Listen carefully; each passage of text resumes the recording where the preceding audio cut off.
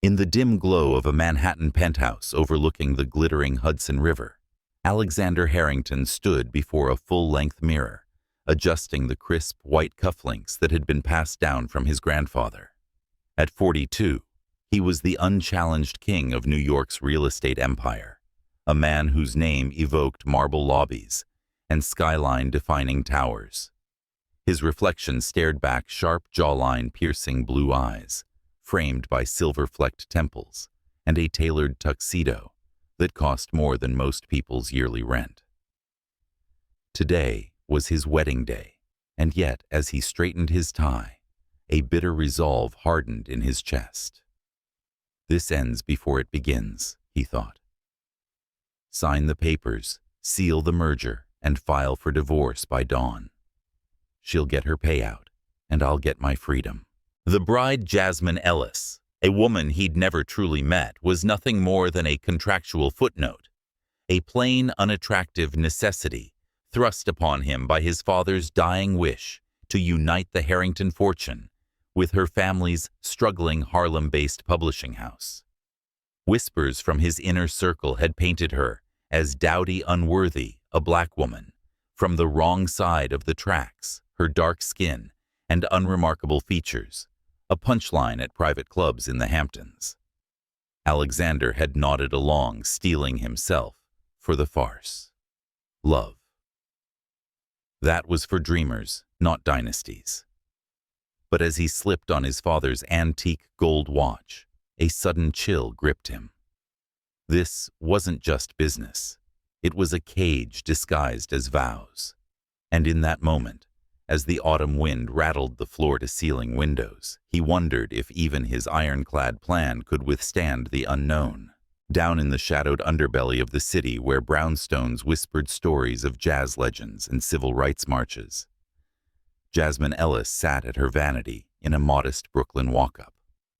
At 38, she carried the weight of generations in her warm brown eyes and the graceful curve of her shoulders broad, from years of lifting, not just books, but dreams deferred. Her gown, a simple ivory silk number, she'd sewn herself from thrift store remnants, hugged her curves like a quiet rebellion against extravagance. No diamonds, no heirloom veil, just a single strand of pearls from her late mother's jewelry box, cool against her collarbone. Jasmine's hands trembled as she clasped a bouquet of white calla lilies, their elegant stems hiding a worn leather sketchbook, the one constant companion through her life's quiet storms. She was no stranger to sacrifice.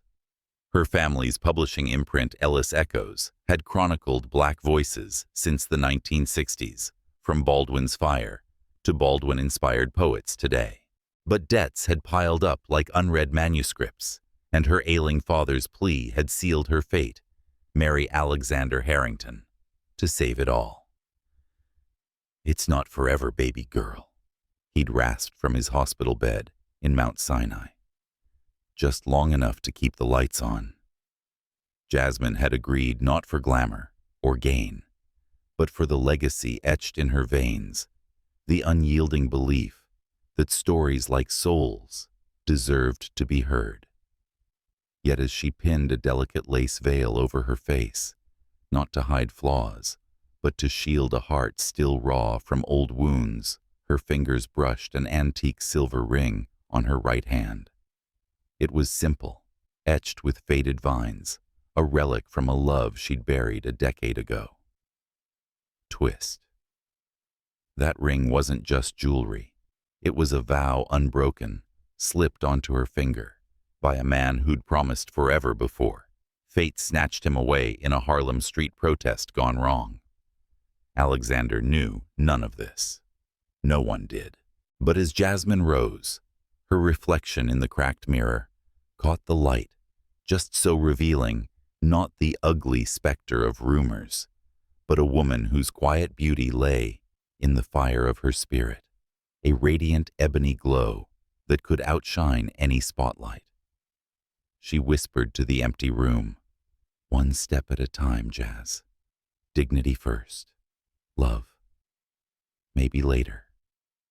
Little did she know that Ring's secret gleam would soon unravel everything Alexander thought he knew about fate, fortune, and the fragile art of falling.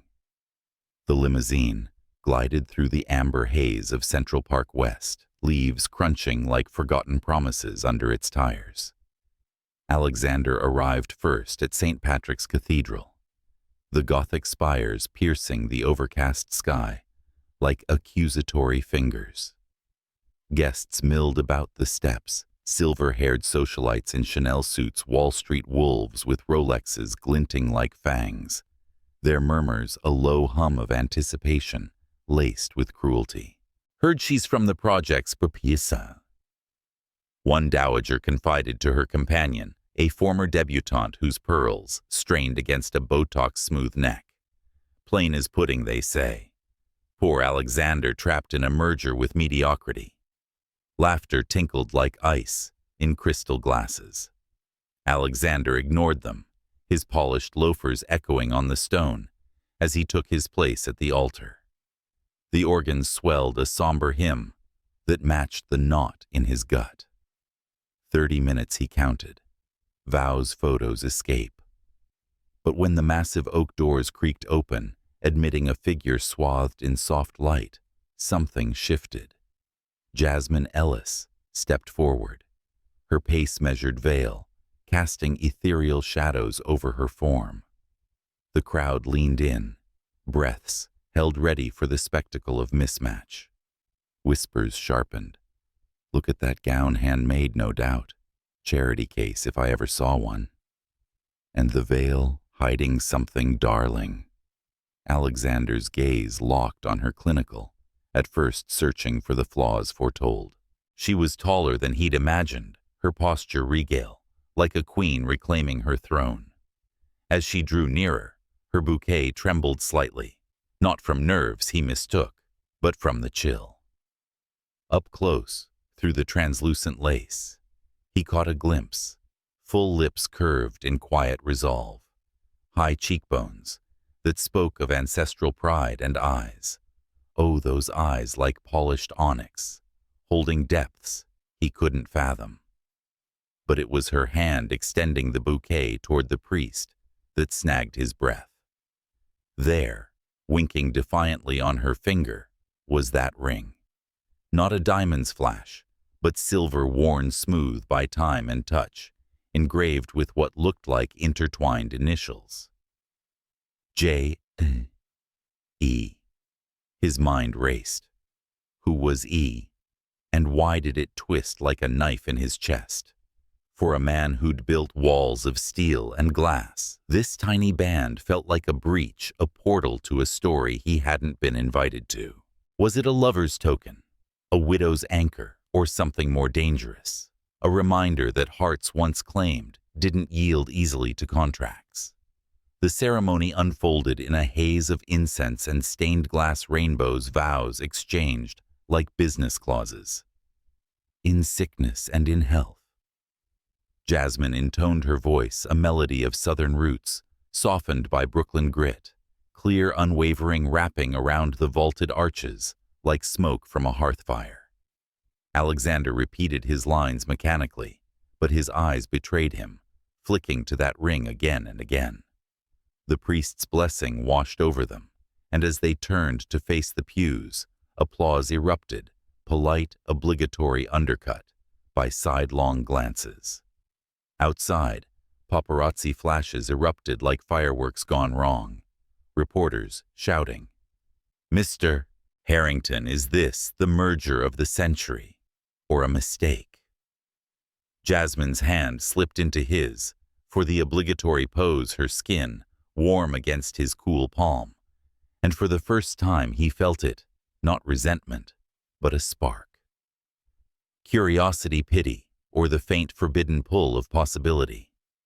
As the limo whisked them toward the Harrington estate on the Upper East Side, a sprawling limestone behemoth guarding secrets of old money silence cocooned them. Jasmine stared out at the blurring canyons of Fifth Avenue, her veil now lifted to reveal the full truth of her face. Not ugly, but strikingly alive, with a natural elegance that needed no filter or fortune. Freckles dusted her nose, like stars on a midnight sky, and her smile, when it flickered, promised stories untold. Alexander stole glances, the ring burning in his periphery. Who was he? He almost asked, the words dying on his tongue. Instead, he cleared his throat. The reception will be brief. She turned her gaze steady, appraising. Brevity suits some unions, Mr. Harrington. But life, it has a way of lingering.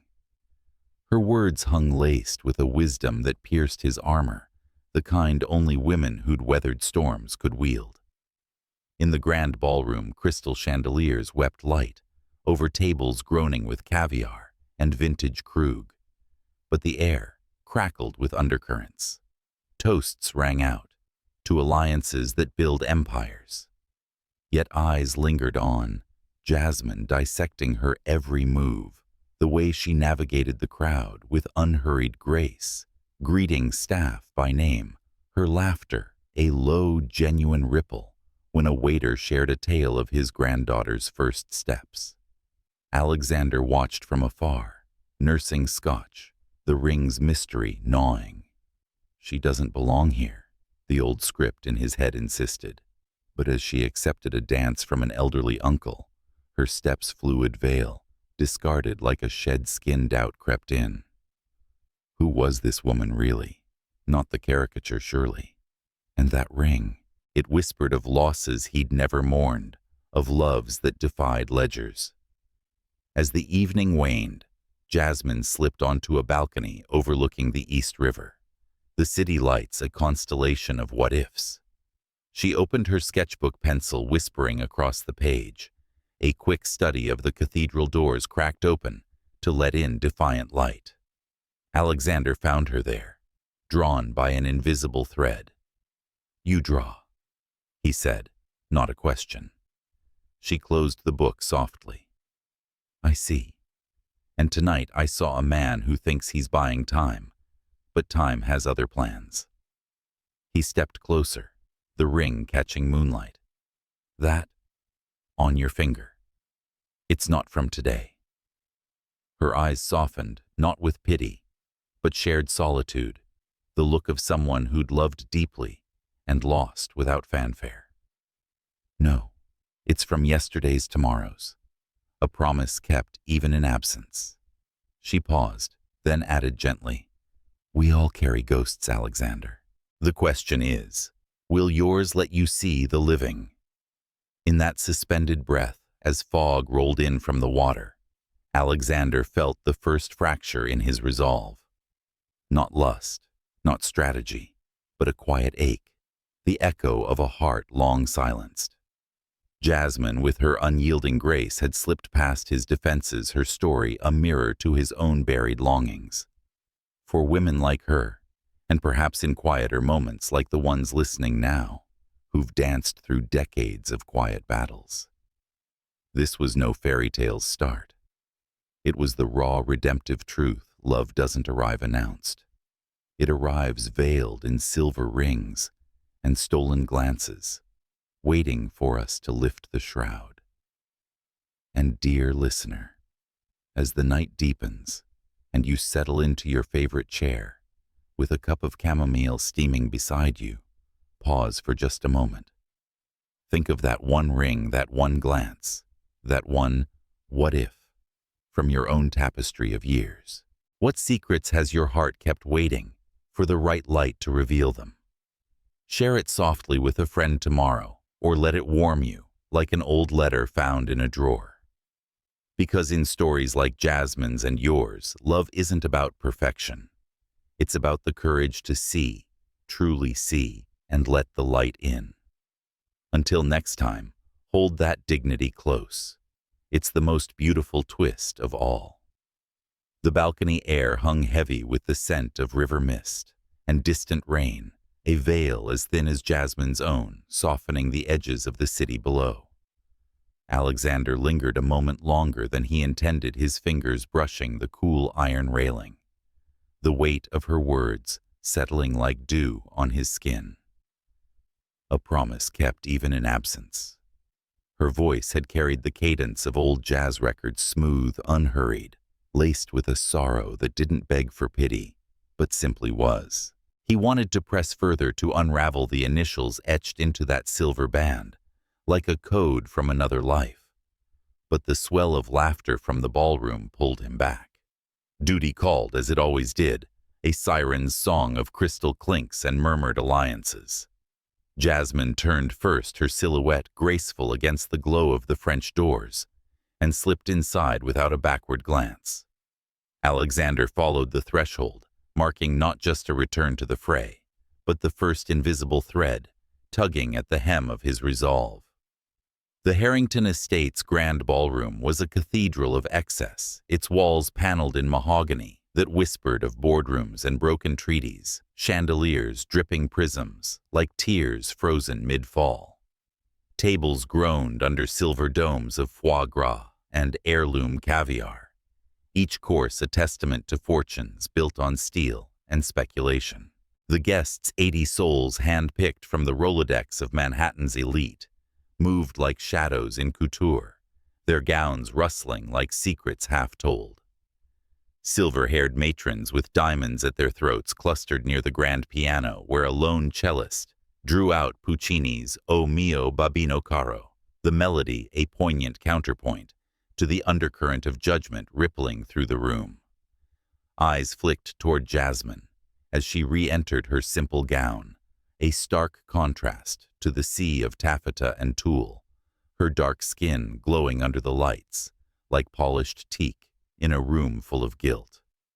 She navigated it all with the quiet poise of someone who'd long ago learned to carry storms within. A waiter, a young man named Carlos with calloused hands and a faint accent from the Dominican Republic, approached with a flute of champagne. "Senora Harrington," he murmured, his voice low enough for only her ears. "You look like the queens in my abuela's stories, strong, unbowed." Jasmine's smile was genuine, a bloom in the chill as she touched his arm lightly. "And you, Carlos, are the storyteller keeping those queens alive. Tell me, how's little Sophia's ballet recital coming along?" His face lit up, words tumbling out about pirouettes and pink tutus, a brief oasis amid the opulence.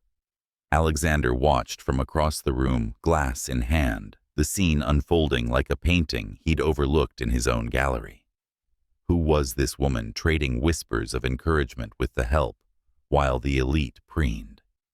It stirred something unfamiliar, a flicker of warmth quickly doused by the scotch burning his throat. But the whispers found her soon enough, slithering through the crowd like smoke from a poorly tended fire.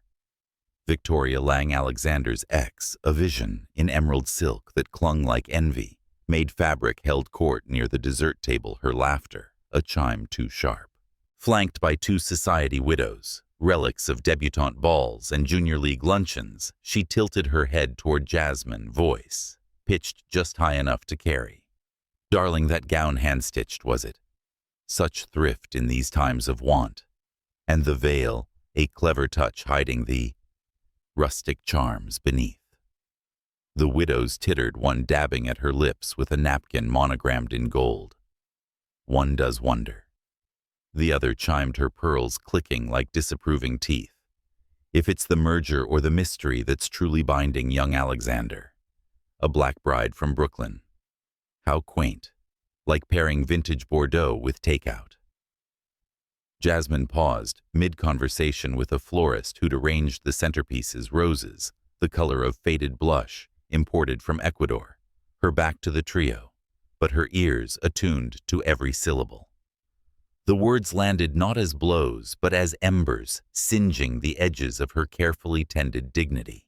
She remembered her mother's lessons in the cramped kitchen of their Harlem brownstone, flour-dusted hands, kneading dough for cornbread. "Child, let their tongues wag. Yours holds the real power.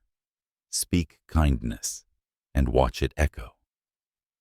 Straightening, Jasmine turned flute in hand and approached the group with the measured grace of a diplomat entering a minefield. "Ladies," she said, her tone warm as sun-warmed linen. "Your gown, Victoria, that green suits you, like envy suits the bold. And those pearls, they must have stories passed down like heirlooms of heartache and triumph."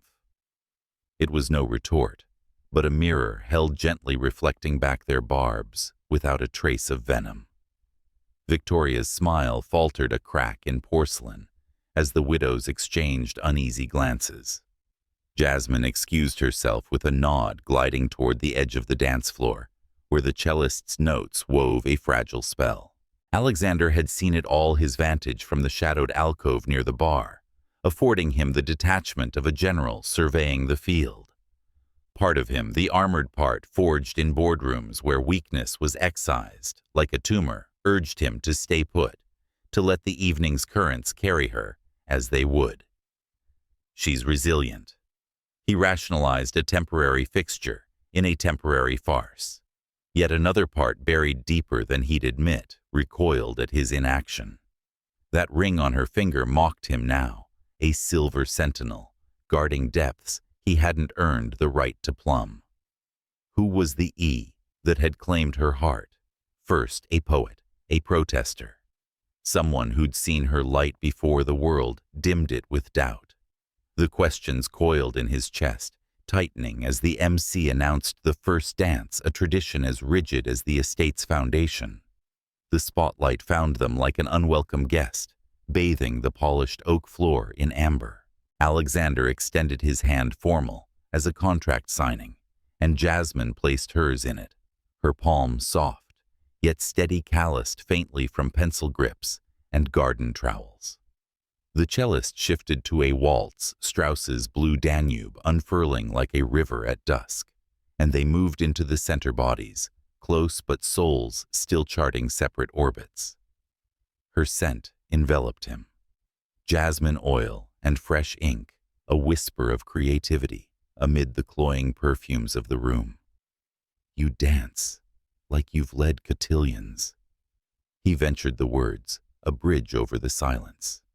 She met his gaze, her eyes holding the depth of twilight lakes. "My father taught me, said rhythm was rebellion, a way to move through walls unseen. Yours." He hesitated, the truth slipping out unbidden. "My mother," before the empire swallowed her smiles. She called it the art of holding space for yourself and for who might join you there. The admission hung between them fragile as spun glass, and for a measure their steps synced not as strangers, but as echoes of losses shared. The song ended too soon, applause scattering like leaves in a gust, and they parted with polite murmurs. But as Jasmine melted back into the crowd, now chatting with an elderly aunt who'd lost her husband to the same quiet thief that claimed Jasmine's E, Alexander retreated to the library adjoining the ballroom, a sanctuary of leather-bound volumes and flickering firelight.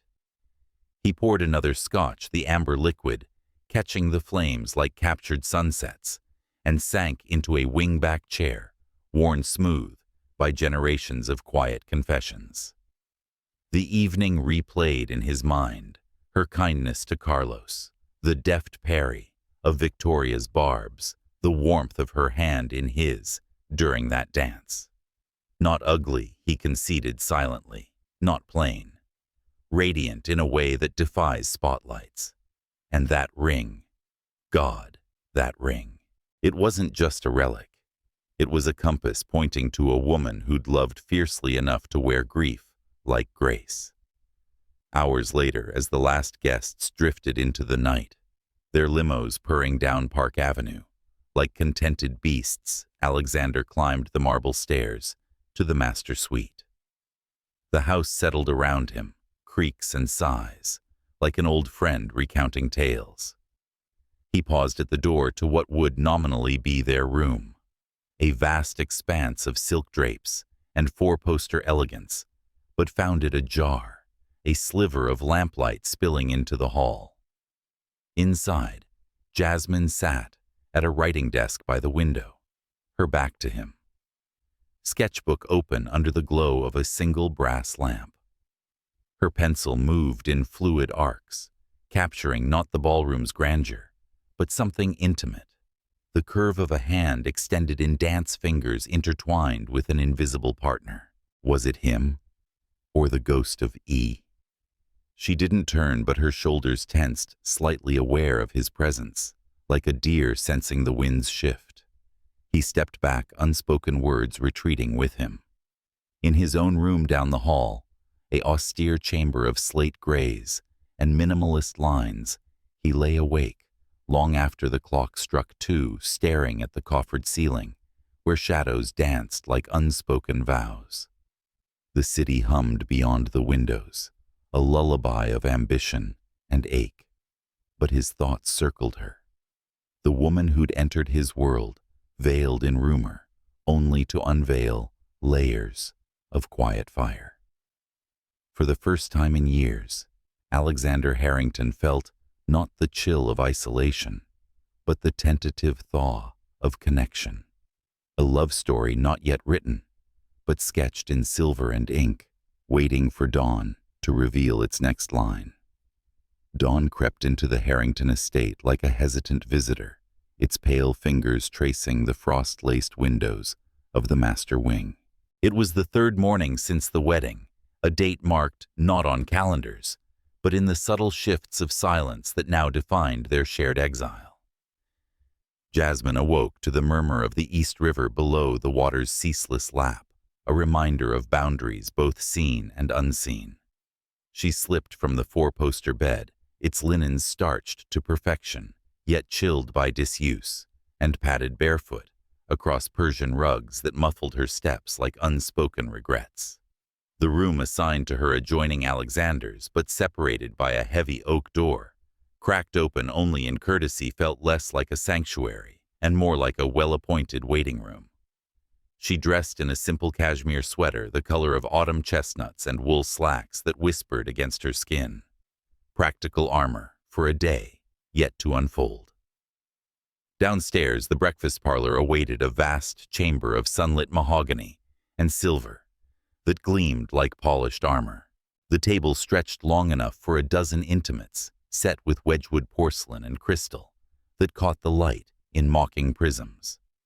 Jasmine settled into her chair at one end, the leather creaking softly under her, and unfolded the morning's New York Times, its pages crisp with ink and indifference. The coffee arrived steaming black as midnight rivers poured by. Elena, the housekeeper, whose silver-streaked bun held stories of Ellis Island crossings and Ellis Avenue tenements. "Buenos dias, señora," Elena murmured, her eyes crinkling with a warmth that bypassed formalities. The chef made pan de muerto, a little taste of home for the new season. Jasmine's fingers brushed Elena's as she accepted the plate, the pastry's anise-scented crumb, a bridge across oceans. "You spoil me, Elena. Tell me, did Rose's knee hold up after yesterday's shopping?" The conversation flowed like honey, Elena's tales of her daughter's budding nursing career at Bellevue, weaving a fragile tapestry of connection in the room's echoing void.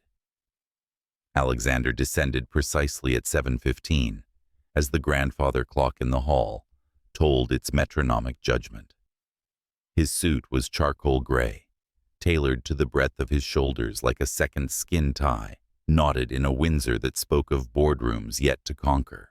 He carried the scent of bergamot cologne and fresh newsprint, his phone already vibrating with the urgency of empires in motion. A nod to Jasmine, polite as a diplomatic missive. "Morning." She mirrored it, her voice a gentle counterpoint. "Good morning, Alexander. The river's calm today, looks like it might hold." He paused fork midway to a poached egg, the words lingering like mist on glass. What did she mean by hold the weather? Their fragile truce. But the trill of an incoming call from his COO in Dubai pulled him under, and he retreated to the sunroom with murmured apologies, his back a wall of broadcloth and buried questions. The days blurred into a rhythm as predictable as the tide's ebb, their lives parallel lines etched in the estate's marble veins, close enough to sense the other's warmth, yet never converging. Alexander vanished into the city before the dew burned off the lawns, his chauffeured Escalade slicing through midtown traffic to the glass eyrie of Harrington Holdings on Park Avenue. There, amid spreadsheets that mapped Manhattan's skyline and deals that swallowed lesser fortunes, he buried the night's unrest. Jasmine's ring haunted his periphery, during conference calls a silver specter, amid pie charts and projections. E for Elias Everett.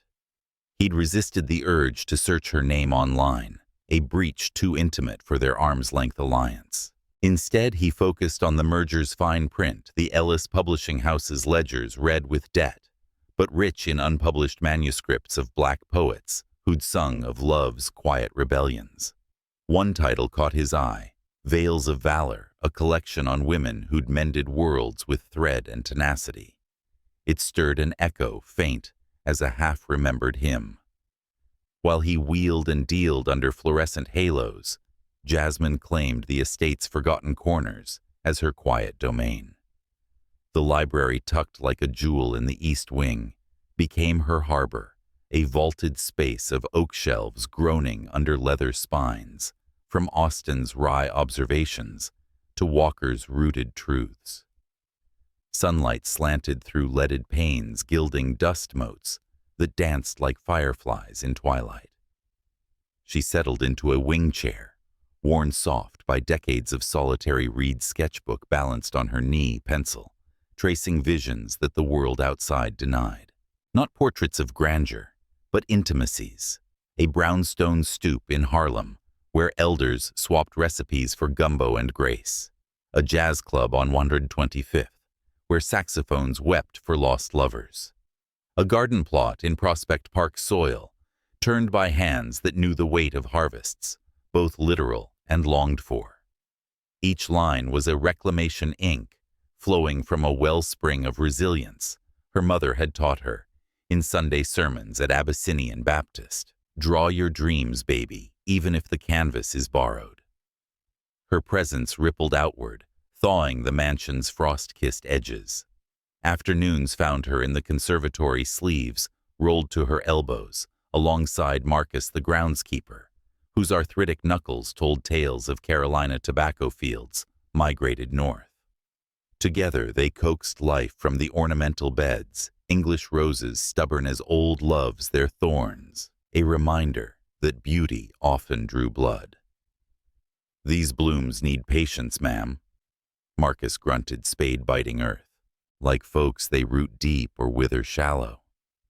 Jasmine knelt beside him, her slacks dusted with loam fingers, gentle as she pressed starters into the friable soil. "Then we'll give them both roots and rain." By week's end, the first buds swelled pink as dawn promises, and Marcus gifted her a clipping of lavender from his own windowsill plot in Astoria. "For your sketches," he said, eyes twinkling. "Smells like freedom." The staff noticed the shift. Elena's kitchen hummed with shared recipes. Jasmine's collard simmered alongside Elena's arroz con pollo, while the butler's pantry echoed with laughter over bridge hands dealt on off hours. The estate, once a mausoleum of polished indifference, breathed easier, its halls carrying the faint perfume of possibility. Evenings brought them nearest, yet farthest. Alexander returned as twilight bruised the sky, shedding his coat in the foyer, like a skin too tight. Dinners were formal ballets, candlelight flickering over Dover sole and asparagus spears conversation skirting the edges of weather and wine. The merger paperwork advances. He'd offer, fork poised. Jasmine would nod, her responses measured. And the stories within it, do they advance too? The question hung unanswered as he excused himself to the study, its walls papered in contracts that promised security, but whispered solitude. From his desk, through the half-open door, he'd catch glimpses Jasmine, wandering the galleries, pausing before a dour ancestral portrait, her head tilted as if listening to the subject's unsaid sorrows. Or in the solarium sketchbook aglow under a banker's lamp, her brow furrowed in concentration, lips moving silently as if coaxing secrets from the page. Once he lingered too long, drawn by the scratch of graphite on paper, a sound like rain on tin roofs, evoking childhood summers, at his grandmother's Cape Cod cottage, where love was pieced in quilts and quiet confessions. The world beyond the estate's iron gates offered no such mercy. Their inaugural outing as the Harringtons was a charity gala at the Metropolitan Museum, where artifacts of empires past mocked the fragility of new ones. Jasmine arrived on Alexander's arm, her gown a midnight blue sheath that draped like midnight rivers, simple yet sculpted to honor the curves time had kindly etched. Heads turned not in admiration, but appraisal, the kind reserved for interlopers in ivory towers. In the temple of Dender's shadowed glow, Victoria Lang materialized like a specter in scarlet chiffon, her flute of Veuve Clicquot raised in mock salute. Alexander, darling, you do clean up well. And your companion, such exotic poise. One forgets how diverse mergers can be. The cluster around her blue blood widows with martini olives speared like lances, chuckled the sound brittle as autumn leaves. Jasmine felt the barbs glance off, not piercing but pricking a reminder of boardrooms where her father's pitches had been dismissed as urban flavor. She lifted her chin voice steady as a hymn's refrain. Diversity builds bridges, Victoria, or so the Dender stones suggest. They've stood longer than whispers. Alexander tensed beside her, his hand a fleeting anchor at her elbow, but he said nothing. Pride, a chain too familiar to break.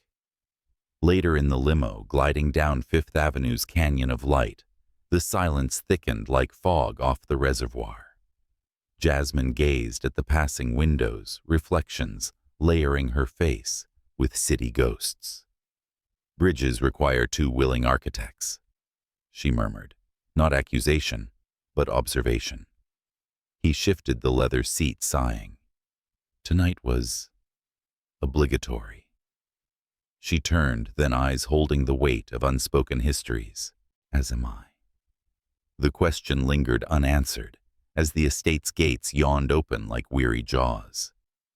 That night, alone in her room, Jasmine opened her sketchbook to a fresh page pencil, hovering before tracing the outline of a bridge spanning not stone, but solitude.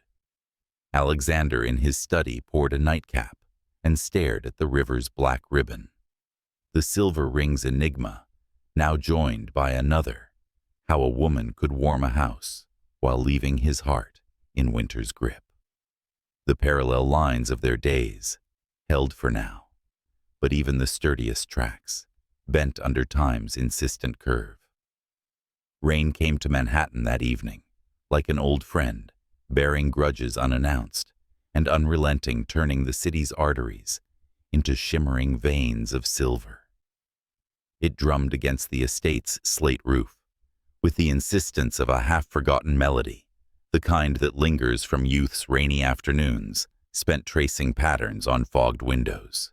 Jasmine stood at the solarium's arched panes, her silhouette a soft outline against the storm's fury, a half-finished sketch abandoned on the wicker settee beside her.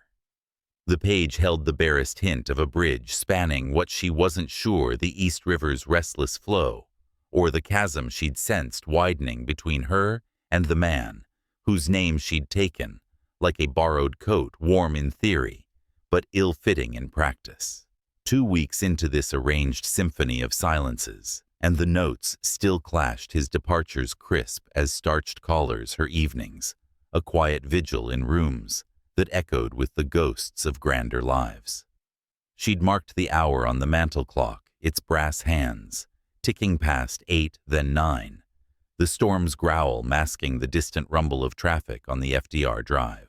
Worry crept in, not as panic, but as a familiar ache, the sort honed from years of waiting for her father's lucid spells in the dim wards of Mount Sinai, for the postman's knock-bearing rejection, slips from publishers who'd praised her words, but passed on her skin's shade.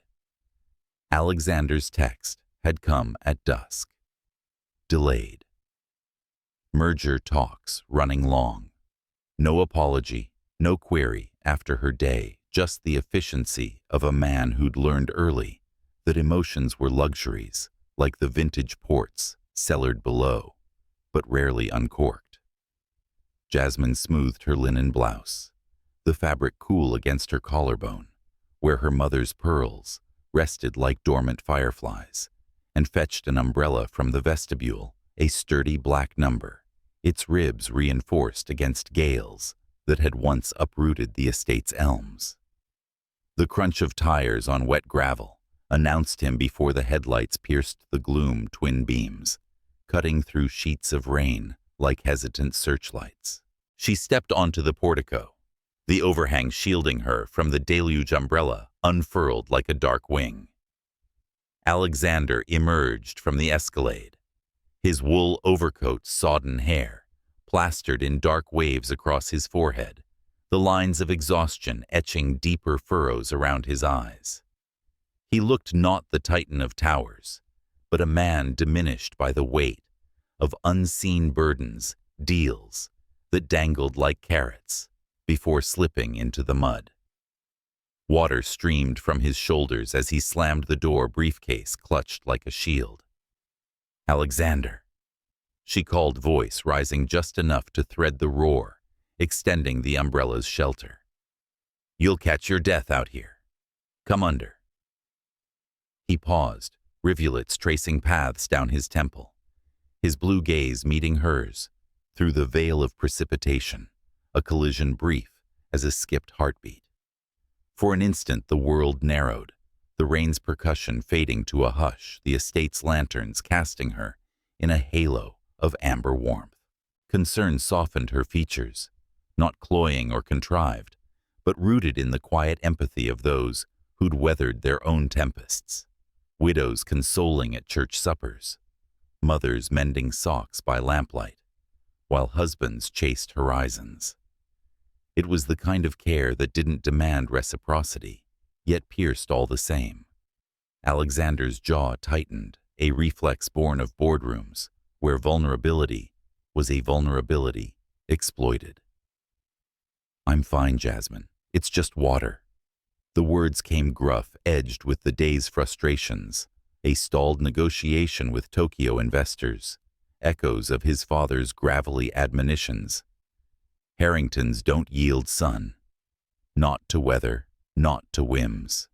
He brushed past, shoulder grazing the umbrella's edge, leaving droplets to scatter like unspoken apologies on the stone. Inside the foyer welcomed him with its hush of Persian rugs and polished oak, the scent of beeswax mingling with the ozone tang of his damp clothes. He shed the coat in the butler's pantry, Elena clucking softly as she hung it to dry her eyes, flicking toward the solarium with a knowing glint. Upstairs in the study that served as his fortress, a room of walnut paneling and leather-bound ledgers, he sank into the desk chair, the leather sighing under his frame. Papers blurred before him, merger clauses swimming like fish in a clouded stream. But his mind replayed the portico, her outstretched arm, the umbrella's futile grace. Why bother? He wondered, rubbing his temples. Yet, the gesture lingered a warmth against the chill, seeping from his bones, stirring memories of his mother on stormy Cape Cod eves, her shawl-draped figure at the door, cocoa steaming in mugs for father and son, a ritual of refuge in a world that prized fortitude over feeling. Down the hall, Jasmine busied herself in the alcove kitchenette, a nook Elena had shown her on that first, tentative tour. Granite counters, scarred by decades of midnight cravings, a kettle that whistled like a lonesome train. She steeped chamomile with a twist of lemon, the steam curling like tendrils of forgiveness, and carried the tray to his study door. No knock, just a soft placement on the side table, the porcelain clinking faintly against the wood. She retreated before he could notice the rain's rhythm on the panes, a lullaby for her own unrest. In her room, she slipped into a robe of faded flannel, a relic from her Brooklyn days, soft as well-worn confessions, and opened her sketchbook to the bridge's unfinished span. Pencil in hand, she added shadows where light feared to tread, each stroke a meditation on endurance, the arch holding firm, not despite the flood, but because of it. Later, as thunder grumbled its retreat, Alexander rose for a glass of water, the study's shadows lengthening like fingers of doubt. His eyes caught the tray, tea cooling in a bone china cup, a saucer of lemon wedges, beside the steam, long dissipated, but the gesture fresh as morning dew. He lifted it, inhaling the herbal calm, and took a sip. It spread through him, not as medicine, but as memory, his grandmother's tisanes, after long harvests, brewed with herbs from her Jersey garden, a balm for aches that went bone deep. The tension in his shoulders eased a knot, untying thread by thread, and for the first time since the cathedral's vows, he felt seen not as the Harrington heir, but as a man adrift in his own current. Who does this? For strangers, the question bloomed tender as a bruise, and he set the cup down with care, as if it held not leaves, but the fragile first leaves of something unnamed. The following afternoon brought respite from the skies, if not the undercurrents in the form of a luncheon at the plaza, a confection of gilt and velvet where the elite brokered futures over Dover Sole and Dom Perignon. The merger demanded their presence. Harrington Holdings, unveiling blueprints for a Harlem redevelopment, a nod to the Ellis legacy woven into the deal's fabric. Alexander anticipated the scrutiny, his hand light on Jasmine's elbow, as they entered the Palm Court crystal palms, tinkling overhead like chimes of cautious welcome. She wore a tailored sheath in slate-gray pearls at her throat, her hair coiled in a chignon that spoke of boardroom poise rather than boudoir allure. The table held a phalanx of suits, Japanese execs with inscrutable nods, American venture partners nursing Manhattans, their eyes appraising her as addendum, not asset. Talk turned to the project's cultural anchor, a wing for Ellis Echo's archives galleries, for emerging black artists. One partner, a silver-thatched financier from Boston, whose cufflinks bore the Harvard crest, leaned forward with a smirk veiled as jest. Charming notion, but let's be frank. Art's a luxury in ledgers. And your bride's touch, quaint, I'm sure. But does Harlem's grit translate to Park Avenue polish? The room's air thinned, a collective inhale, held like breath before a dive. Alexander's fork paused, words forming on his tongue, defensive clipped. But Jasmine interceded, her voice, a river stone, smoothed by time, smooth, unyielding. Grit and polish aren't opposites, Mr. Hargrove. They're the patina of progress. Consider Romare Bearden's collages. Harlem's pulse layered onto cityscapes that now grace the Met. Or Faith Ringgold's quilts weaving stories of struggle into tapestries that command millions at auction. Our wing won't just house books. It'll host dialogues panels on how architecture echoes ancestry, like Saarinen's curves, mirroring the bend of a river spirit. She gestured lightly to the blueprints unfurled, like a map of mended divides, her knowledge unfurling with the grace of a woman who'd curated readings in cramped Brooklyn lofts, debating Baldwin till dawn with neighbors whose dreams deferred had flowered into fire. The table fell into a reverent hush. Hargrove's smirk dissolving into a nod of concession, the Japanese contingent murmuring approvals in rapid syllables. Alexander sat transfixed, the Dover Sole forgotten on his plate, watching as she bridged not just rooms, but realms. Her words a lantern in the fog of figures. As they rose for coffee in the adjoining salon, amid potted palms that rustled like applause, he fell into step beside her. Where does one learn to wield art like a weapon and make it sing? His tone held not mockery, but the quiet awe of a man glimpsing dawn after nights of eclipse. Jasmine turned her gaze steady as the Hudson's flow holding depths he'd only skimmed. From living at Alexander, I read the masters in library corners where the heat barely reached, listened to elders whose stories were their only currency, observed how beauty persists in cracks like ivy, claiming concrete. Dismissal doesn't silence, it sharpens. Her words landed soft as petals, yet rooted deep, echoing the resilience of women who'd raised families through wars, and want turning scarcity into symphonies. That evening, as twilight bled into the estate's gardens, Alexander wandered the halls with uncharacteristic idleness, drawn to the library's glow like a moth to embers.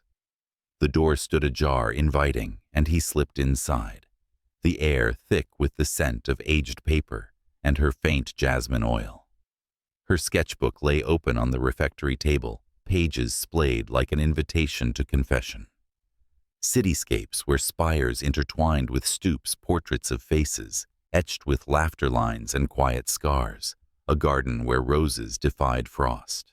At the heart, the bridge now complete its arch, illuminated by a single beam piercing storm clouds, figures on either bank, reaching not quite touching. His chest tightened, a vice of recognition.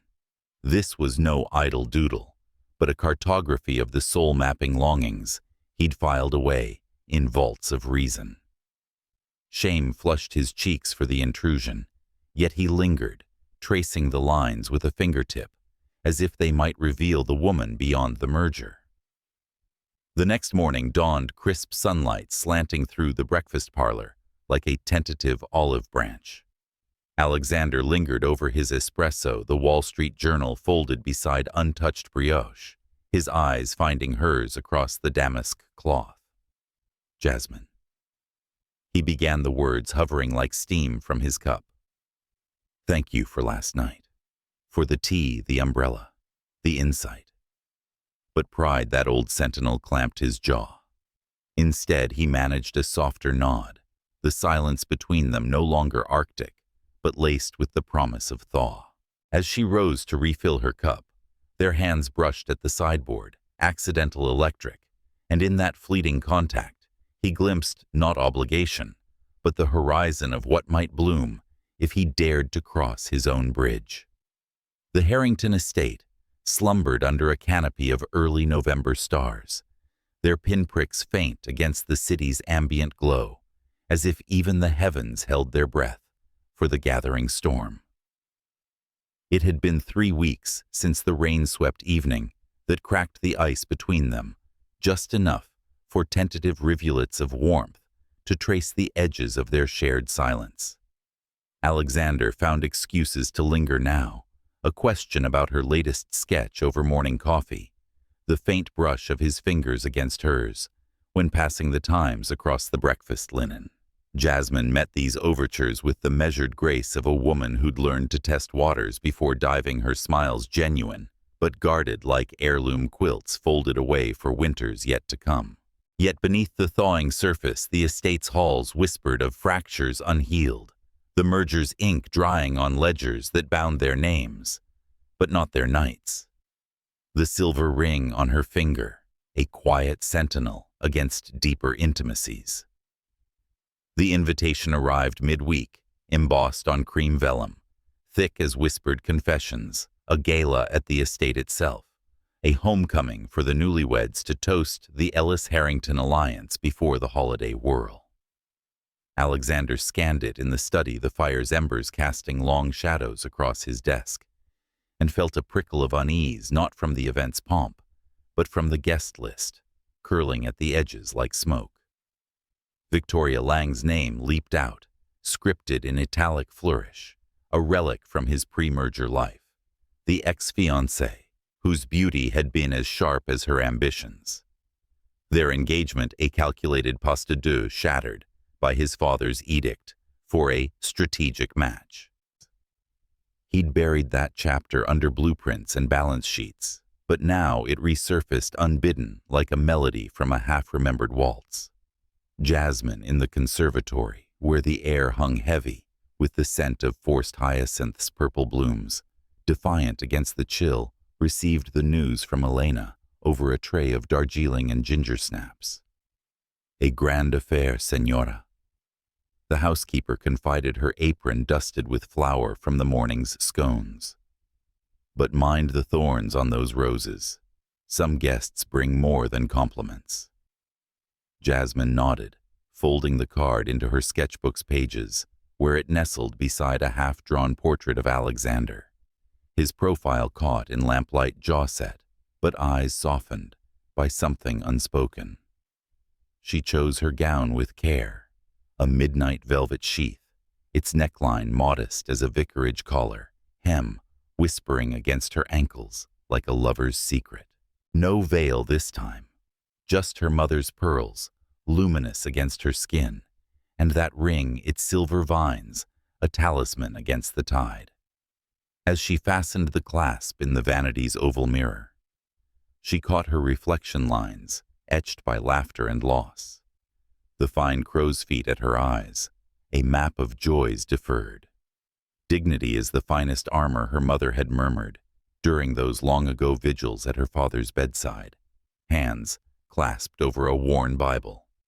Wear it like you mean to dance. The ballroom transformed under the hands of florists and fairy lights, chandeliers ablaze with 1,000 candle power, their prisms scattering rainbows across marble floors polished to a mirror sheen. Guests arrived in waves, silver-maned philanthropists, from the opera board, their husbands' tuxedos, crisp as autumn frost. Young heiresses in silks that slithered like eels. Politicians with smiles honed on C-SPAN spotlights.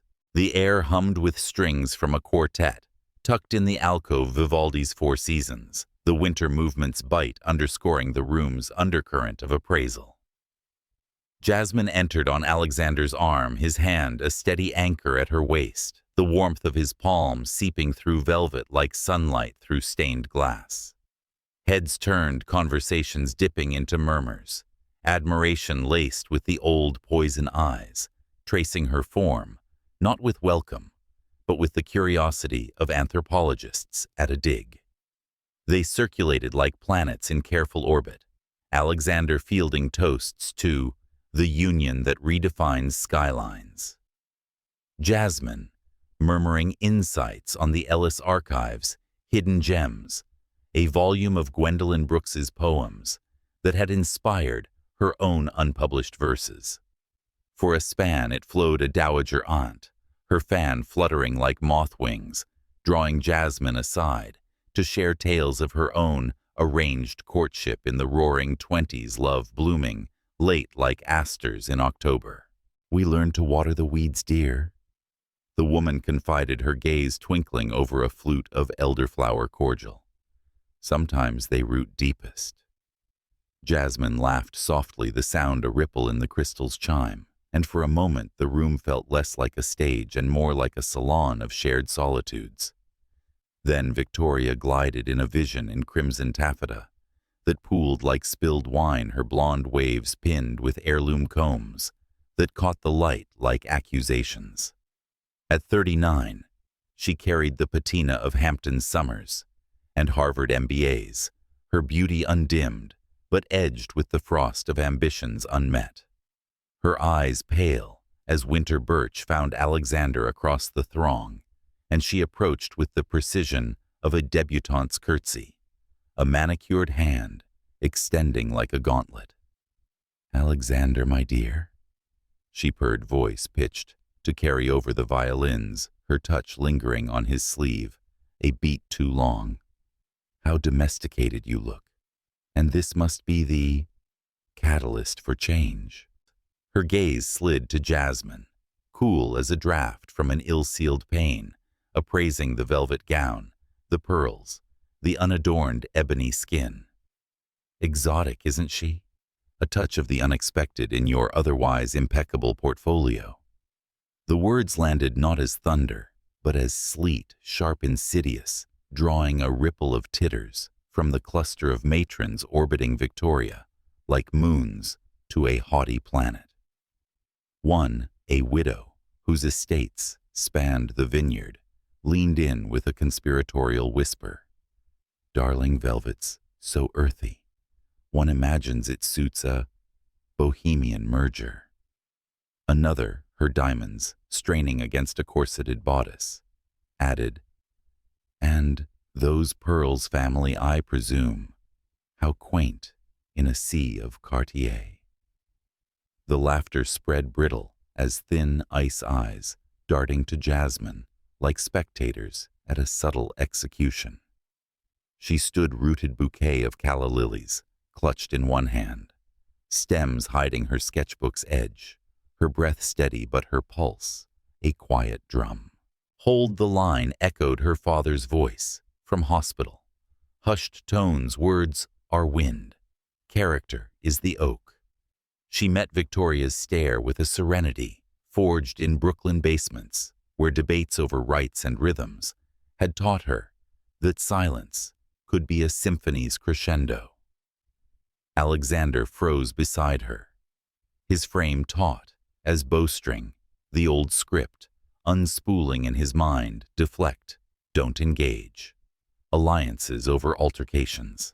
Victoria's barb was familiar territory, her wit a weapon wielded in their shared past, when she'd mocked competitors over martinis at 21 Club, her laughter a shield for insecurities he'd once overlooked.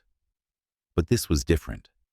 This struck at the woman beside him, the one whose tea had warmed his rain-chilled bones, whose words at the plaza had turned skeptics to allies. His lips parted, a defense forming Victoria that's uncalled for, but it died, unspoken pride's chain yanking it back. The moment stretched elastic, as taffy the quartet's strings sawing into the void. Jasmine felt it like a chill seeping through seams, not just the mockery, but his silence, a permission granted by omission. Her cheeks warmed, not with shame, but with the sting of solitude renewed, the echo of vigils alone, of rings worn for ghosts, while the living looked away. She excused herself with a murmur of the powder room, gliding through the press like smoke through fingers, her path a deliberate arc away from the venom's core. In the garden terrace beyond the French doors, the night air wrapped her like a shawl, crisp with the scent of turned earth and distant wood smoke from rooftop chimneys. Moonlight silvered the balustrade, casting her shadow long and lone across the flagstones. She sank onto a wrought iron bench, its chill biting through velvet, and opened the sketchbook with hands that trembled now unchecked. Pencil met page in furious grace. The ballroom rendered not in splendor, but in shards. Chandeliers fractured into barbs. Faces blurred into masks of malice. A lone figure at the center, unbowed, but unheld. Tears blurred the lines, salt tracing paths down her cheeks, like rain on window panes, hot sobs, but silent rivers carving canyons in composure, long held. Footsteps on gravel announced him. Before his voice did the terrace door creaking like a confessional hinge. Alexander emerged from the shadows, his bow tie loosened face etched with the regret of roads not taken. Jasmine. He began, low, as a prayer, stepping into the moonlight's unforgiving gaze. She closed the book sharply, rising to meet him. Her eyes dark pools reflecting starlight, holding a sorrow polished by years of quiet endurance. You said nothing, she stated, not accusation, but fact voice, steady as a hymn's bridge. You let them carve me with words, as if I were a footnote in your fine print. Do you know what that carves in a woman? Not wounds, Alexander echoes, of being seen but not shielded, loved in theory, but left to the wind. He reached for her arm, then faltered, hand falling like a leaf in autumn's sigh. Guilt coiled in his chest, heavy, as the merger's ledger's visions, colliding Victoria's triumphant smile, Jasmine's graceful parry at the luncheon, the umbrella's shelter on that stormy portico. I froze. He admitted the words raw as peeled bark. Old habits deflect the storm, don't dance in it. But you, God. Jasmine, you're no footnote. You're the spine of this story I didn't know I was writing. She searched his face, the lines there etched by boardroom battles and buried bereavements, mirroring her own map of maturity, the quiet wisdom of those who'd outlived illusions. Then rewrite it, she whispered, stepping past him, gown brushing stone like a farewell sigh. Because echoes fade but silence, it builds walls even oaks can't breach. As she vanished into the ballroom's glow, Alexander remained, fists clenched against the balustrade, the night's chill seeping into his bones. Victoria's laughter drifted out like a mocking coda, but it was Jasmine's retreating form that haunted him, a silhouette of strength he'd failed to frame. For the first time, the empire's weight felt hollow, a throne built on contracts, while true legacies bloomed in the uncelebrated gardens of the heart. Dawn would bring apologies unspoken, but tonight regret rooted deep, promising a harvest of change if he had the courage to tend it. The days following the gala draped the Harrington estate in a hush, as profound as fresh fallen snow, each footfall on the Persian runners, echoing like a withheld confession. Jasmine moved through the rooms with the deliberate grace of autumn leaves, drifting from branch to earth, present yet poised for departure. Her sketchbook, a constant companion, clutched like a shield against the chill that had settled anew between her and Alexander. She poured her mornings into the conservatory, where the hyacinths she'd coaxed from bulbs now bowed under their own weight, petals bruised purple as regrets unspoken.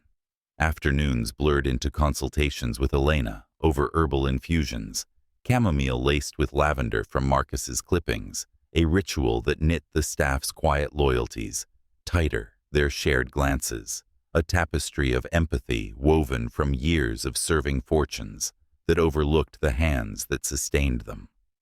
Evenings found her in the library, pencil, tracing not bridges now, but labyrinths, winding paths of ink where figures stood at thresholds, one hand extended the other, withdrawing.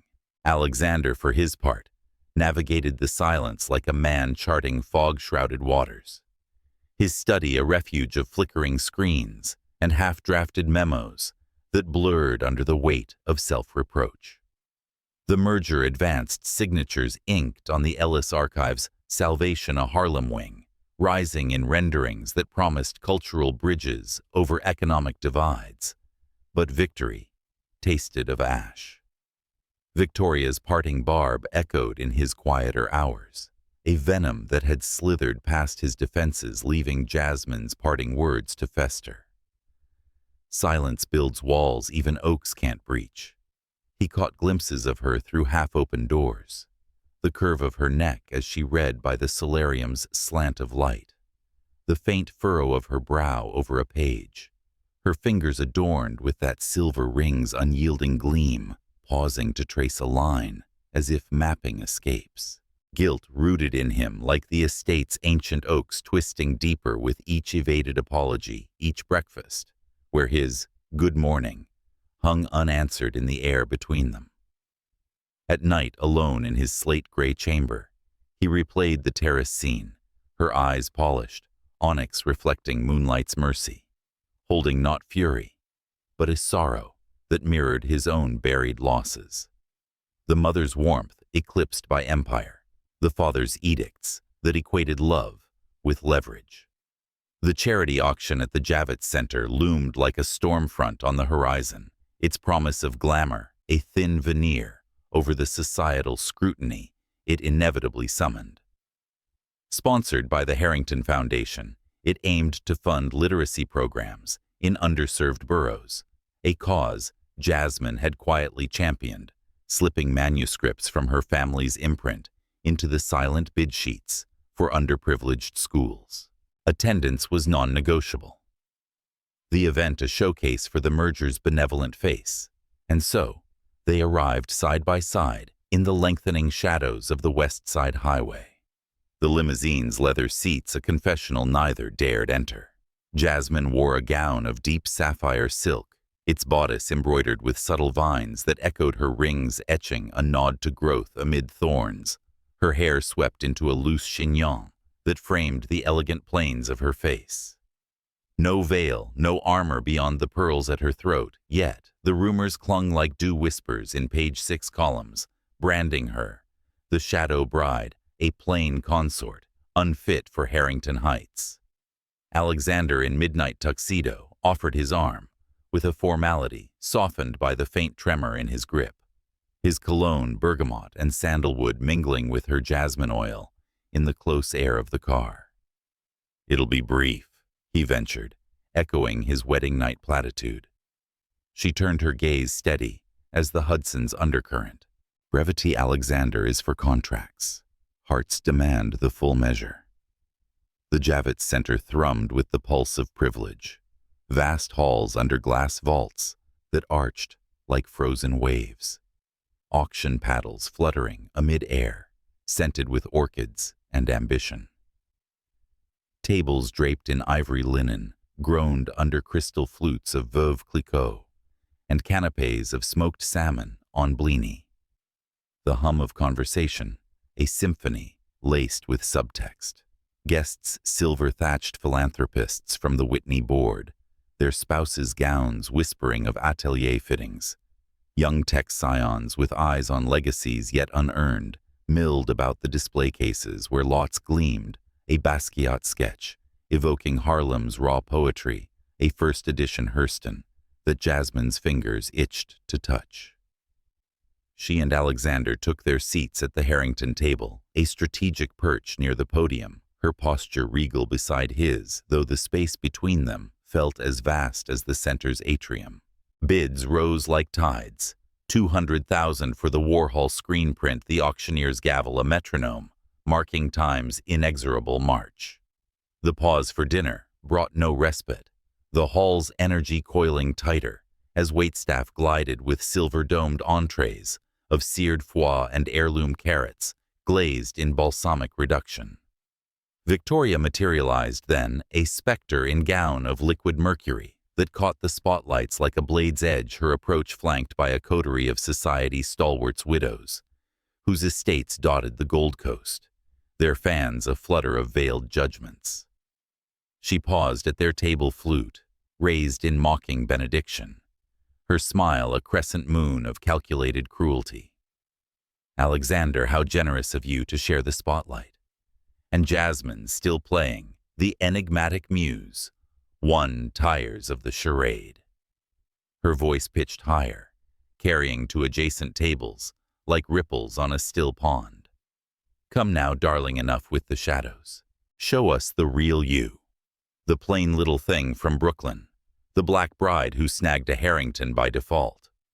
Or is that why you linger in the wings, afraid the light might reveal the mismatch?" The words cascaded a deluge of disdain that drew gasps like indrawn breaths before a storm. Heads swiveled forks suspended mid-air, the hall's murmur swelling to a susurrus of scandal. Did she say that? The nerve Jasmine's hand tightened on her napkin, the linen crumpling like fragile resolve, her chest a vice of remembered slights. The publishing world's polite rejections, her father's hospital whispers of, "Hold fast, girl, they're just noise." Heat rose in her cheeks, not shame, but the burn of isolation renewed the silver ring on her finger, a cool anchor amid the tide. She met Victoria's gaze, lips parting for a retort forged in dignity's fire. "Beauty isn't borrowed, Victoria. It's earned in the quiet hours you scorn," but the words caught vulnerability, a thief in the throat. Before the venom could deepen its hold, Alexander rose. not with the measured ascent of boardroom poise, but a surge like thunder, breaking drought. He positioned himself between them, broad shoulders, a bulwark against the room's prying eyes, his voice rolling out like the Hudson in spate. Enough, Victoria.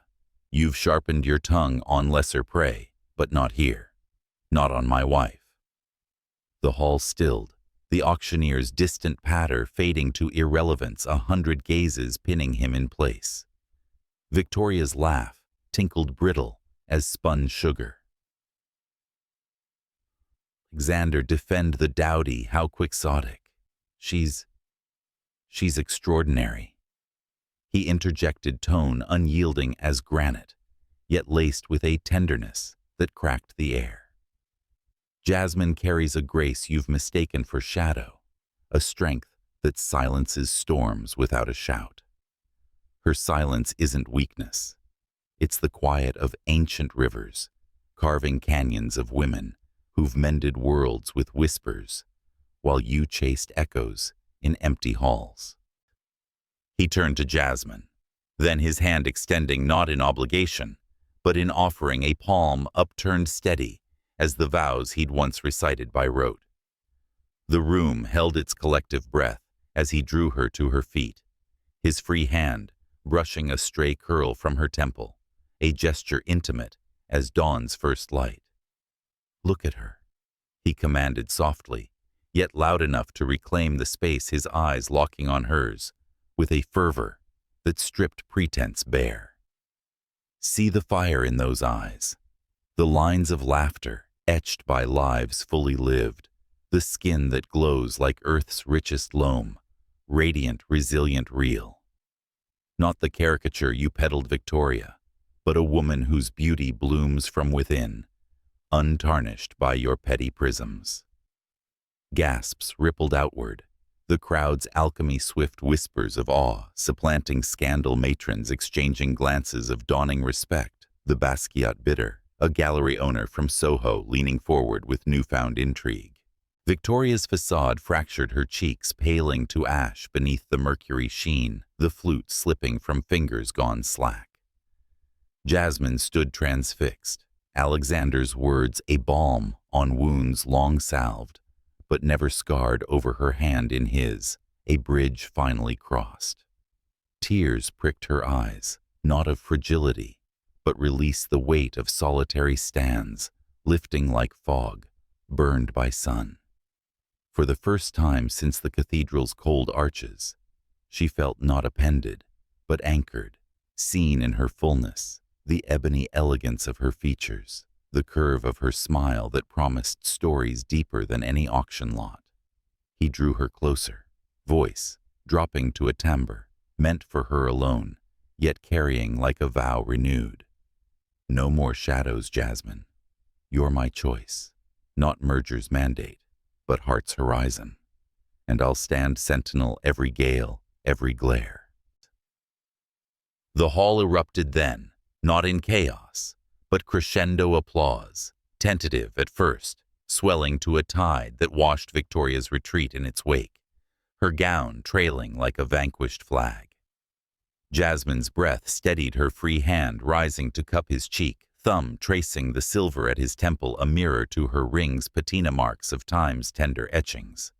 In that suspended heartbeat amid the crystal's chime and the crowd's murmur of metamorphosis, Alexander felt the scales tip love, not as thunderclap, but as hearth's steady glow kindled not by her unveiled grace, but the unyielding spirit that had endured his blindness. The auction resumed, bids soaring higher. But for them, the true lot had been claimed, a partnership forged in defense, blooming toward the light of tomorrow's unchained. The limousine sliced through the Javits Center's afterglow like a shadow reclaiming the night, its tinted windows veiling the city's neon pulse from the charged cocoon within. Alexander and Jasmine sat, not side by side, but angled toward each other across the leather expanse, the space between them humming with the residue of revelation. The auction's applause still echoing in their ears like a tide receding from high water. Outside, Manhattan's canyons blurred into streaks of gold and garnet rain-slicked streets, reflecting the underbelly of ambition. But inside, the air held the weight of words, finally spoken, gestures long withheld. Jasmine's sapphire gown pooled around her, like midnight spilled her fingers, tracing idle patterns on the armrest, the silver ring catching faint glimmers from passing headlights. Alexander watched her profile, the elegant arch of her neck, the subtle play of light on her skin. Ebony warmed to mahogany by the evening's fire, and felt the chasm of his earlier silences yawn wider, demanding bridge work of a soul-deep kind. He broke the hush, first voice low as the engines purr. That wasn't theater back there, Jasmine. Not for the crowd, not for the headlines. She turned, then, her eyes those onyx depths that had first unsettled him in the cathedral's half-light, holding his, with a scrutiny softened by the vulnerability of the unveiled. No tears now, but the faint sheen of them lingered like dew on petals after a gale. Then what was it, Alexander? A ledger balanced, a debt repaid for the tea on rainy nights. Her tone carried no bite, only the quiet inquiry of a woman who'd mended more fractures than she'd confessed her father's fading grip in sterile hospital corridors, the publishing world's doors ajar, but never fully swung, others lost to life's inexorable drafts. It was the voice of those who'd learned that apologies, like heirloom linens, required careful unfolding to reveal their weave. The estate's gates parted with a hydraulic sigh as they approached the gravel drive, crunching under tires like bones settling into place. They entered through the side portico, away from the grandeur of the foyer, the air inside redolent of beeswax and the faint, comforting tang of Elena's late-night baking oatmeal lace cookies cooling on wire racks, a solace for insomniac hours. Alexander paused in the butler's pantry, shedding his overcoat with hands that betrayed a faint tremor, the fabric heavy with the night's absorbed tensions. "Walk with me," he said, not command but entreaty, gesturing toward the library's arched threshold. Jasmine hesitated, her heels, simple pumps of supple leather chosen for their whisper, over the auction's clamor, echoing softly as she followed. The room enveloped them like an old embrace, walls lined with volumes, whose spines held the patina of hands long gone, a fire crackling in the grate, with the steady companionship of embers, casting their shadows long and intertwined on the Aubusson rug. She settled into the wing chair by the hearth, its velvet worn to a hush at the arm's sketchbook balanced on her knee like a talisman. Alexander did not sit. Instead, he paced to the mantel, fingers trailing the cool marble where a silver frame held his parents' wedding portrait.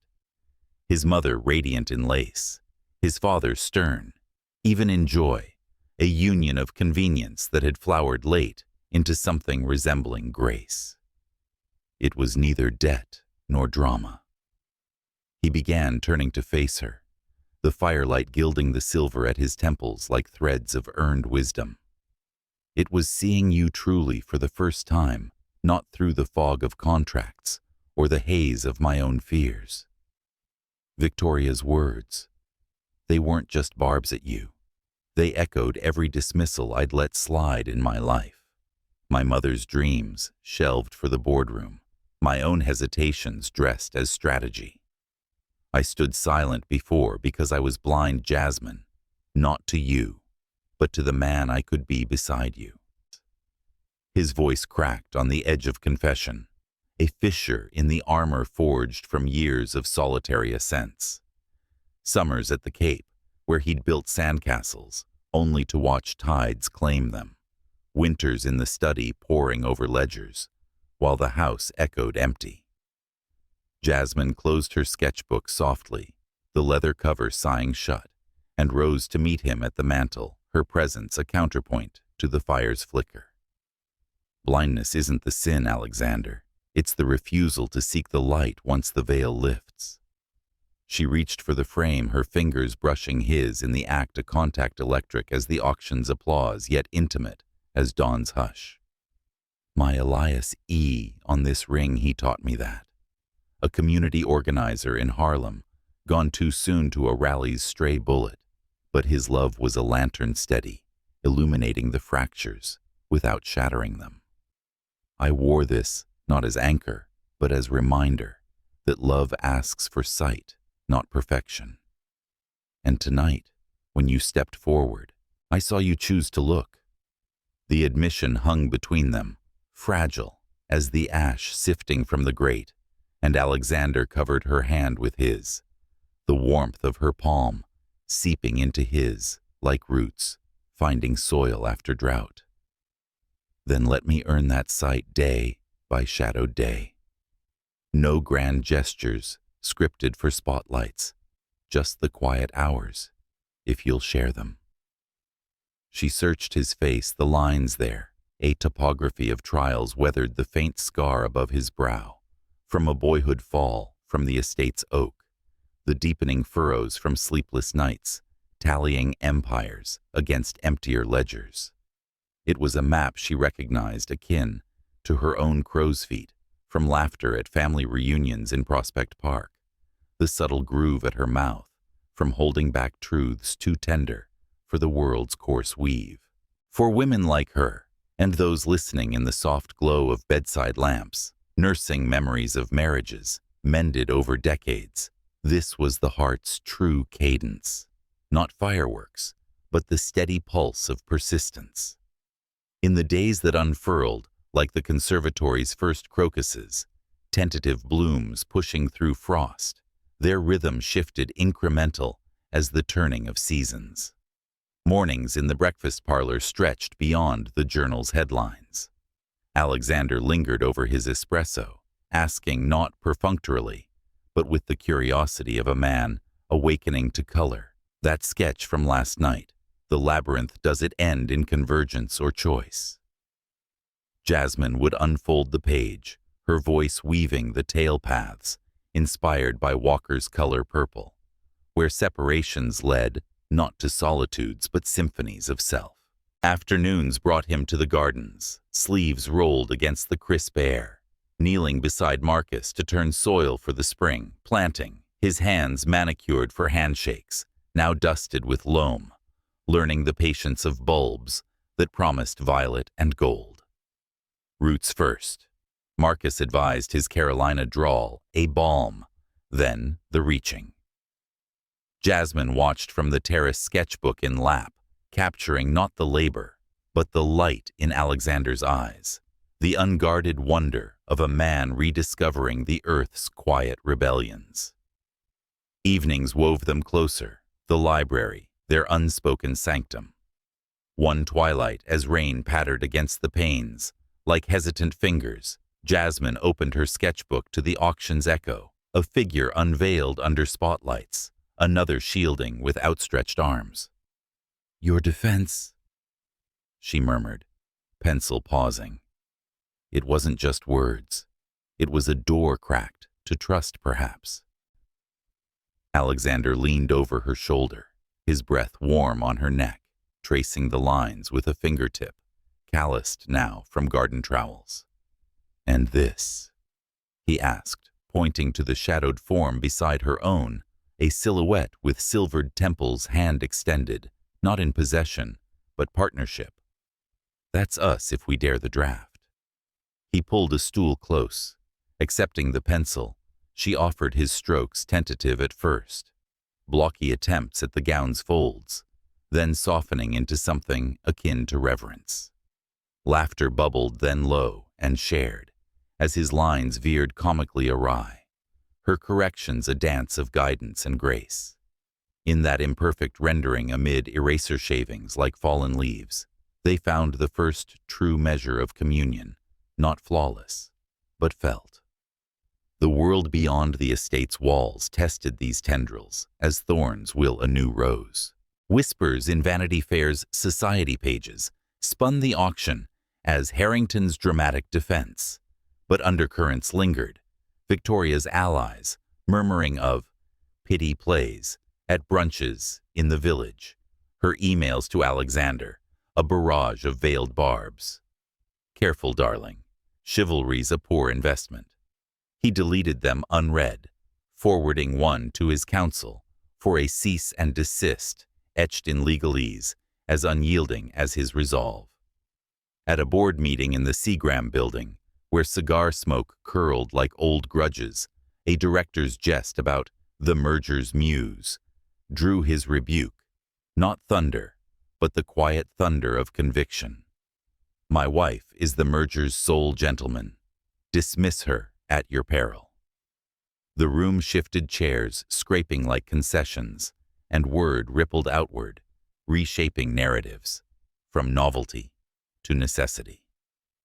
Yet it was in the unscripted moments that trust took root deepest. One Sunday, as frost silvered the estate's lawns, Jasmine led him to the solarium, where Elena's cookies waited beside a pot of her grandmother's chicory brew. Bittersweet, a taste of Creole mornings in the 9th Ward. They spoke then of Elias, his laugh, like summer thunder, the letters he'd penned from marches, folded now in her sketchbook's back pages. Alexander shared his own ghosts, his mother's unpublished poems tucked in attic trunks, dreams deferred for duty's call. We carry them not as burdens, she said, her hand finding his across the wicker table, but as lanterns for the path ahead.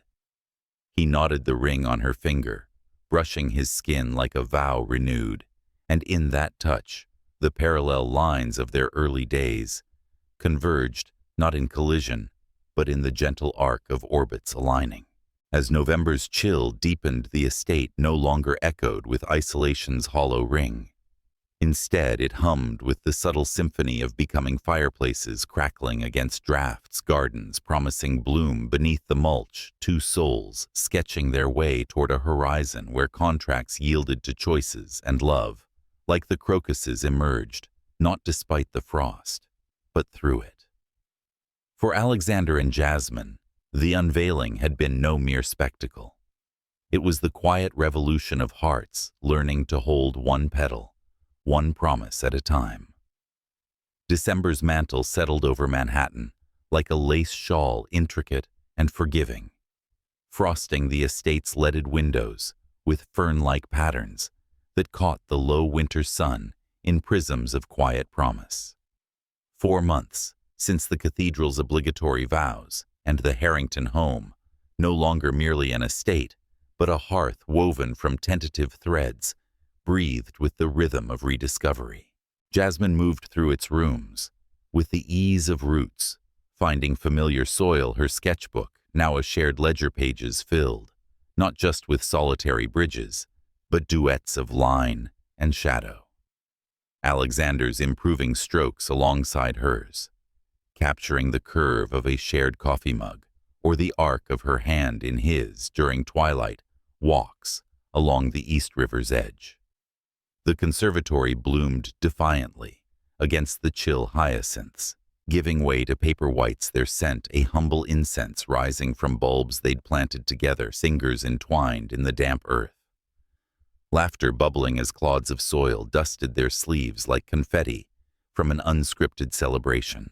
Alexander, once a silhouette of starched precision, had softened at the edges, his mornings, no longer eclipsed by the journal's demands, but lingered over with the ritual of chicory brew and her stories. Tales of Elias's marches, now laced with visions of their own quiet rebellions. A donation drive for Ellis Echo's literacy pods in Bronx classrooms, where children pored over Baldwin like maps to undiscovered countries. Evenings in the library unfolded like well-worn letters, the fire's glow gilding their faces as he read aloud from his mother's attic-discovered poems.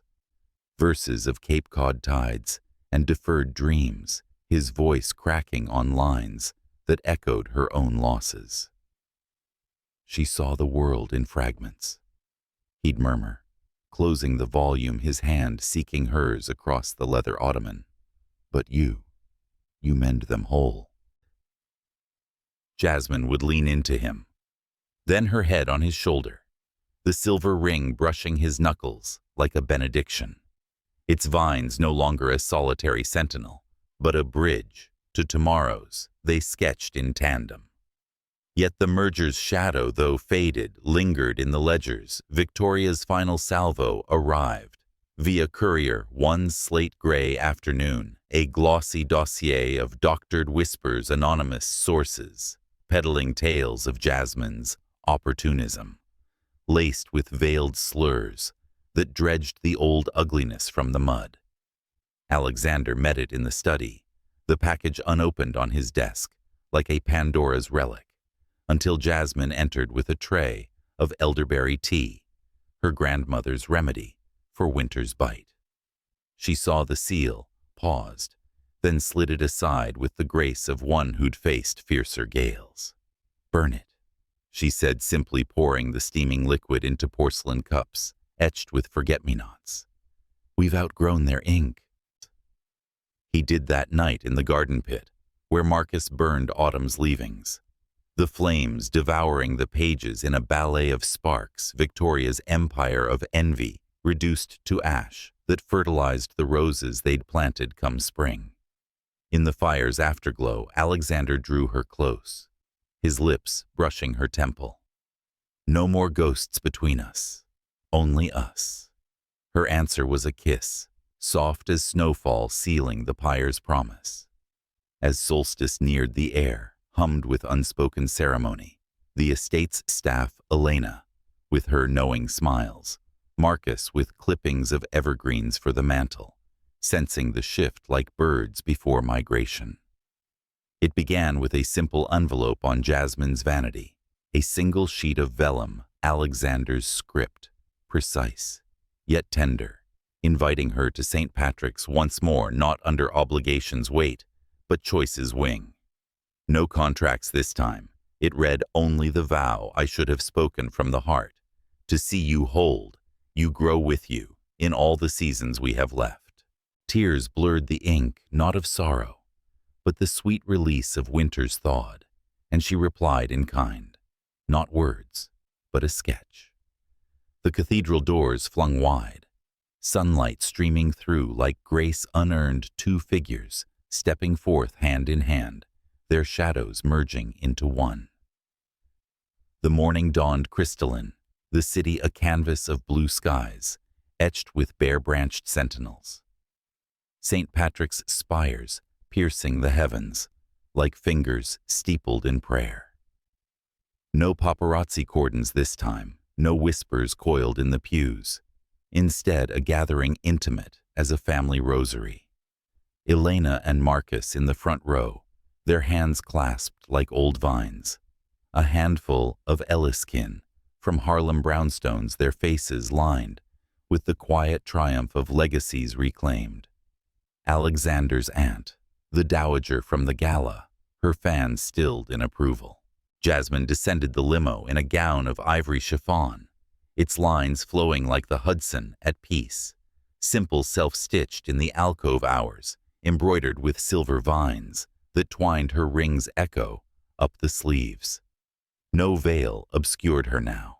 Her hair fell in loose waves crowned with a single white calla lily, her skin radiant under the stained glass kaleidoscope pearls at her throat, winking like stars reclaimed from night.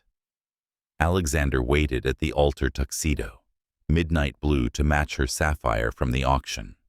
His eyes, those piercing blues softened by months of mending, never leaving her, as the organ swelled with Bach's Jesu joy of man's desiring a melody that wove through the arches like threads of fate rewoven. She walked the aisle alone, not in isolation, but sovereignty. Each step a reclamation of the girl from Brooklyn basements who'd dreamed in margins, the widow who'd worn grief like grace, the artist whose lines had bridged chasms wider than Fifth Avenue's divides. At the chancel he took her hands, calloused now from shared gardens, and the priest elderly, with a voice like rum-warmed honey, began anew. dearly beloved. But it was Alexander's vows that hushed the vaulted space, his words unscripted, rising like smoke from a hearth long cold. Jasmine Ellis Harrington. I entered our life as a stranger, in a storm, blind to the light you carried. But you taught me sight, not the glare of spotlights, but the steady glow of souls intertwined. I vowed to cherish your fire, your quiet rebellions, the stories in your sketches, and the silences we share. In frailty and fortitude, in winters and blooms, I choose you not as merger, but as my horizon, my home. Tears traced her cheeks, diamonds finer than any Cartier, as she responded, voice a melody of southern soil and city steel.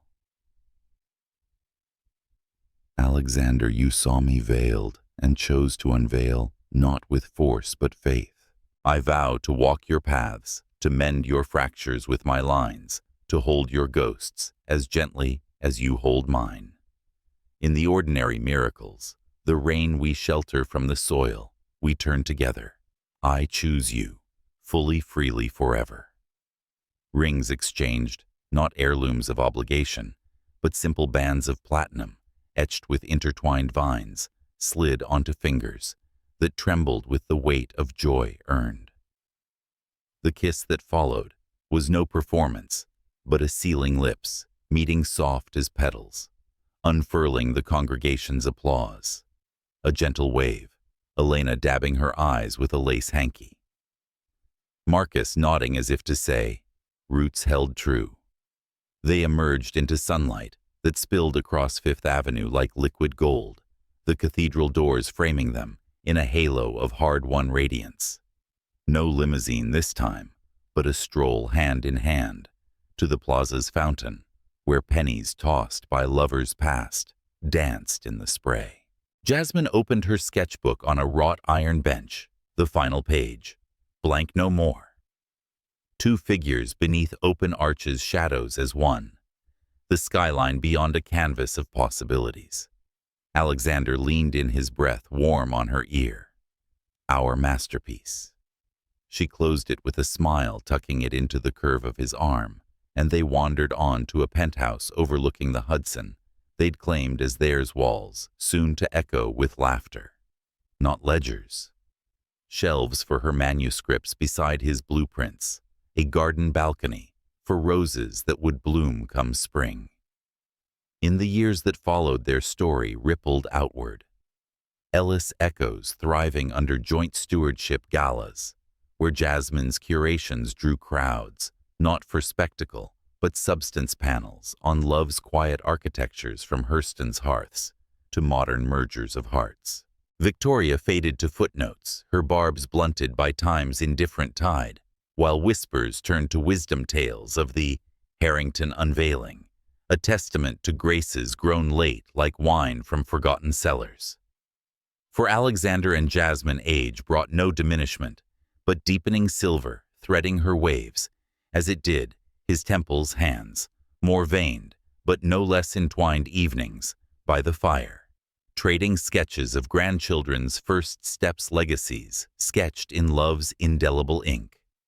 And you, dear listener, perhaps cradling this tale in the hush of your own hearth, where memories flicker like embers, in a well-tended great pause now, in this season of turning, and reach for your own sketchbook, be it paper or the quiet ledger of your heart. What door have you left ajar, waiting for light? Whom might you choose anew with vows unspoken, but felt in the marrow? Step toward it today, a call to a long-lost friend, a letter to the self you set aside for storms long past. For in the art of loving late, as Jasmine and Alexander discovered, every unveiling is a beginning, every choice a bloom that defies the frost. Let yours unfold. The sunlight is waiting.